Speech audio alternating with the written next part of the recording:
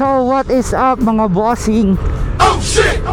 So tanghaling tapat, naghanap tayo ng mapagpapalinisan itong ating panggilid. Bale itong panggilid nga pala natin is minsan di ko na nasusunod yung tamang odometer bago magpalinis. Minsan tinatansya ko na lang kung gaano katagal, 3 months, 6 months. Pag mga ganong patagal na, nagpapalinis na ako kahit na hindi ko pa maabot yung odometer na 6K. Saan tayo? No entry. So dito tayo. So naghahanap tayo ng magpapalinisan. Bale, update ko lang na yung pa rin ang gamit nating bola, which is yung 10-12. Yun ang gamit natin dito. Combination siya ng 10-12 tapos stock na lahat. So ngayon mga bossing, susubukan natin yung recommended ni Sir Mel na panggilid. Yun yung tipid racing niya.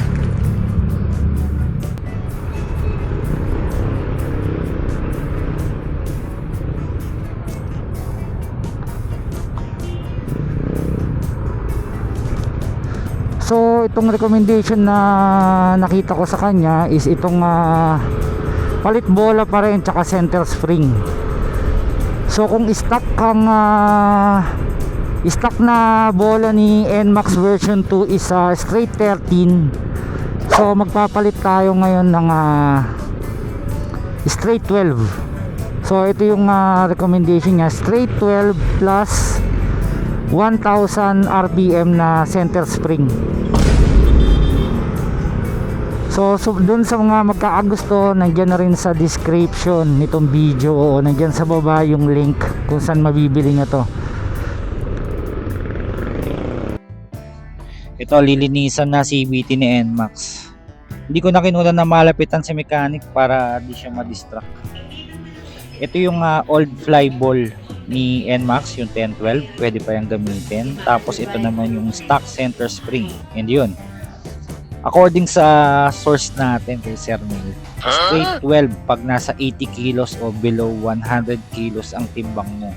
Then pag more than 100 kilos, straight 11 naman. Parehas siyang combine ng 1000 center spring. Then update lang, okay pa si clutch lining natin sa feeling ni TBJ Bell ni Speed Tuner. Bale 3K Odo ko na yun ginagamit, okay na okay pa din, okay ang performance niya.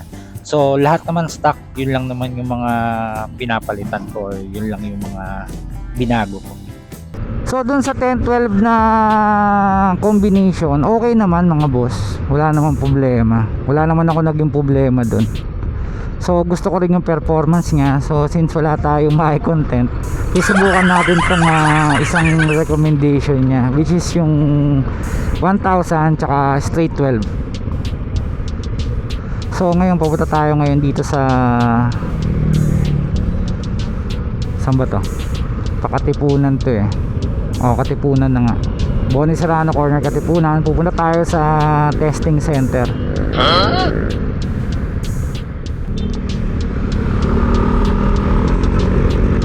Tara, let's.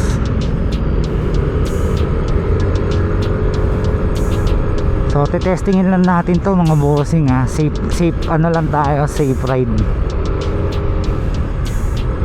So hindi ko alam kung dapat ba tong i-recommend ngayon, tipid racing na to, sa kabila ng tumataas na gasolina. Hindi ko alam kung i-recommenda ba to, pero doon lang sa mga may gusto. So mataas ang gas ngayon, so kung nagtitipid ka sa gas, hindi pa sa itong video na to, kaya skip mo na. Pwedeng magastos sa gasolina to.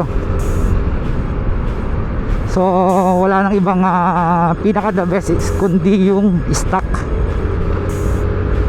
straight 13 tsaka yung stock center spring. So yun na yung pinaka the best. Kaya kung natitipid kayo sa gas, wag na kayong sumubok nito.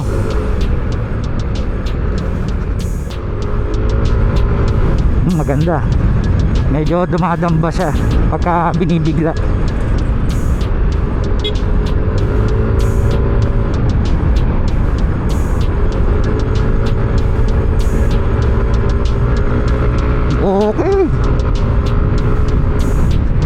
Maganda siya mga bossing. Ganda arangkada. Medyo hindi lang maganda yung kalsada. Yan, saan ba tayo? Okay siya mga bossing. Dumadaan ba siya, oh. Maganda arangkada nito. Woo!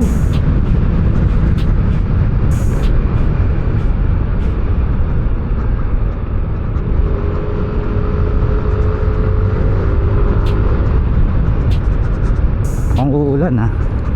Yan, testingin natin siya dito.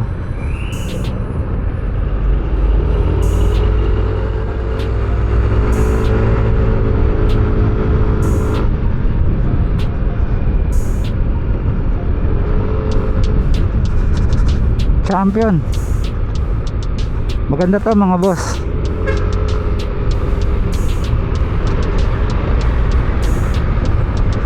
Pagka na-testing nyo to, malalaman nyo yung sinasabi ko. Kasi sabihin ng iba, kahit naman sa stock kaya yan eh. Pero pag nakapagpalit kayo ng ganito, malalaman nyo.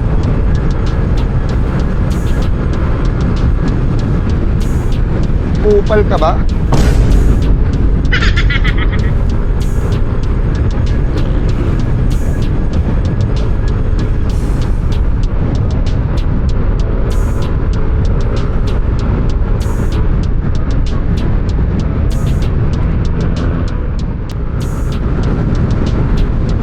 Mahangin.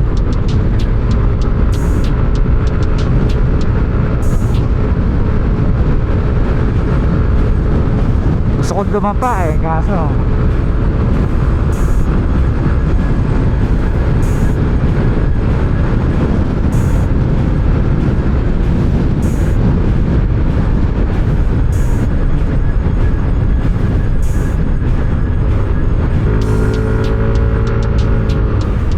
uy, what's this?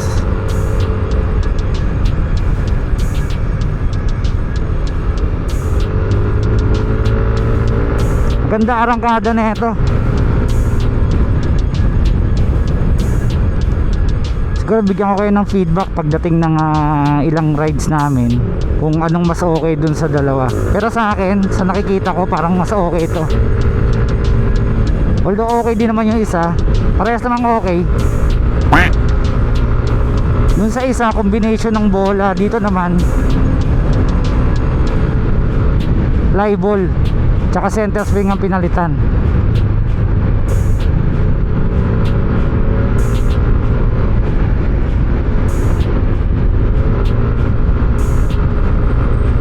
Yun nga lang, hindi nga ito yung tamang lugar.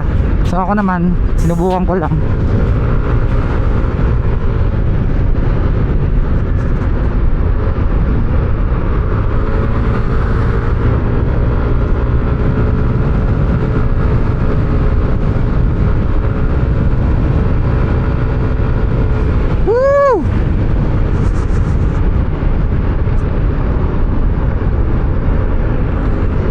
Okay to mga boss, promise.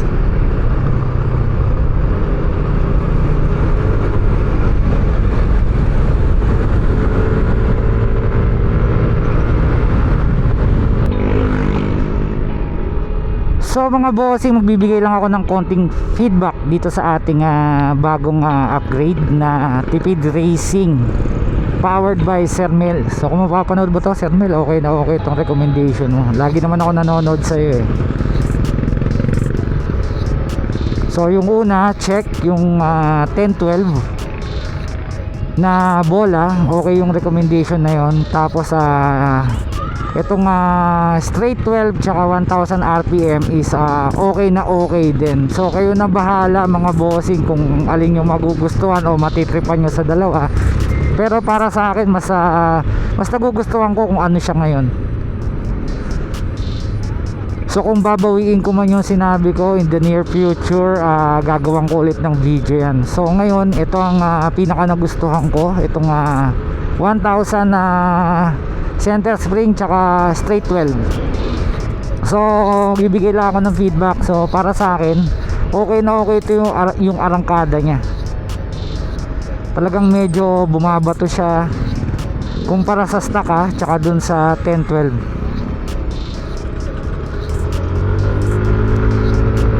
Okay yung arangkada niya, the best. So talagang dun sa arangkada na yon, talagang ibubuelo ka niya. Top speed, medyo hindi ko pa siya makukuha sa ngayon. Siguro sa ibang araw tsaka sa ibang lugar. Pero ayoko kasing pilitin eh. Baka alam mo na.